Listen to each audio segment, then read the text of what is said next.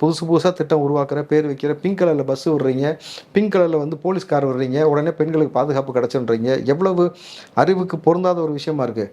ஆனால் நான் அறிவு திருவிழா நடத்துவேன்னு அடம் பிடிப்பீங்க, எங்களுக்கு அறிவு இருக்குன்னு சொல்லுவீங்க, ஏற்றுக்கணும்னு வைங்க. இது எப்படி இருக்குது? உங்களை தற்கொலைன்னு சொல்லுவாங்க.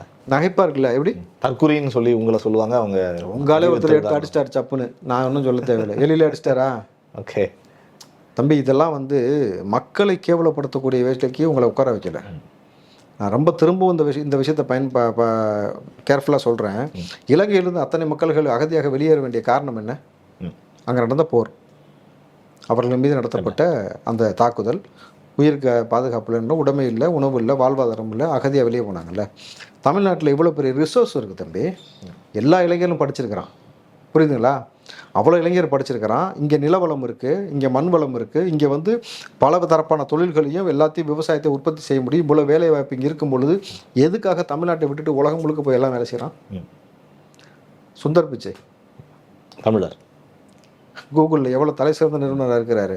அவருக்கான வாய்ப்பு மறுக்கப்பட்டதா, கொடுக்கப்படலையா, எதுக்காக போனான்னு ஒரு விஷயம் இருக்குல்ல. இன்றைக்கி ஸ்விக்கி சொமேட்டோ ஓட்டுற பசங்க யார்?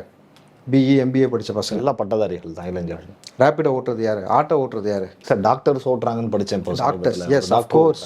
ஓகே, அஃப்கோர்ஸ் நானும் படித்தேன், எனக்கு அனுப்பிச்சாங்க.